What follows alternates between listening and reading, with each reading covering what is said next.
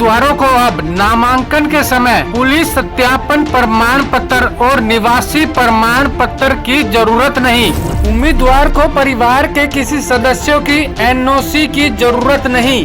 आपको बता दें कि हरियाणा में पंचायत चुनाव के लिए पहले और दूसरे दौर के चुनाव की प्रक्रिया जारी है। जहां पहले चरण के चुनाव के लिए नामांकन प्रक्रिया जारी है, वहीं दूसरे चरण के नामांकन के लिए 21 से 28 अक्टूबर तक उम्मीदवार अपना नामांकन दाखिल कर सकते हैं। इसी बीच एक बहुत बड़ी अपडेट आपको बताने जा रहे हैं कि चुनाव में केवल उम्मीदवारों को ही अलग अलग विभागों का नो ड्यूज सर्टिफिकेट देना होगा। परिवार के सदस्यों की एनओसी की जरूरत नहीं।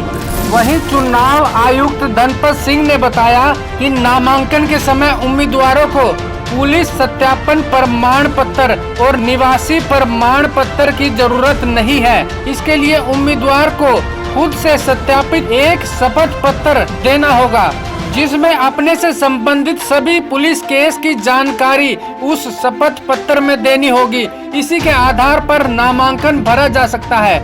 इसके लिए चुनाव आयुक्त धनपत सिंह ने सभी डीसी को निर्देश जारी कर दिए हैं। इससे पहले बिना जानकारी के लोग पुलिस वेरिफिकेशन और रिहायशी प्रमाण पत्र को लेकर चक्कर लगा रहे थे। धनपत सिंह ने कहा कि पंच, सरपंच, पंचायत समिति सदस्य और जिला परिषद सदस्य के उम्मीदवार का नाम संबंधित पंचायत समिति और जिला परिषद की मतदाता सूची में दर्ज होना चाहिए। इसी आधार पर वह नामांकन कर सकता है। वहीं उन्होंने बताया कि पंच, सरपंच के उम्मीदवार खुद शपथ पत्र दे सकते हैं, जबकि ब्लॉक समिति और जिला परिषद के सदस्यों को नोटरी के हस्ताक्षर कराने होंगे। साथ ही पंच, सरपंच पद के उम्मीदवार के घर पर चालू हालत में शौचालय होना चाहिए।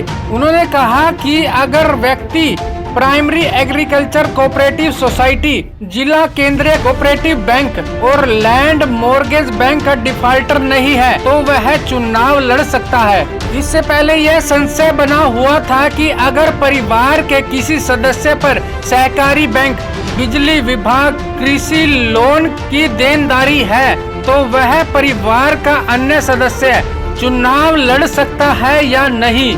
संशय के चलते बैंक और बिजली निगम उम्मीदवार के परिवार के पिता, दादा और परदादा तक पर बकाया राशि को भरने पर ही एनओसी दे रहे थे। भिवानी की एक महिला ने आयोग को शिकायत दी थी कि वह चुनाव लड़ना चाह रही है, लेकिन ससुर पर बिजली बिल बकाया होने पर विभाग उसे एनओसी नहीं दे रहा है। इसके बाद आयोग ने इस मामले में संज्ञान लिया। हमारी इस जानकारी पर या आप हमसे किसी तरह की जानकारी चाहते हैं तो कमेंट बॉक्स में जरूर बताएं और हर खबर की अपडेट के लिए हमारे फेसबुक पेज ITV24 को फॉलो करें और यूट्यूब चैनल को सब्सक्राइब करें। Bureau report ITV24।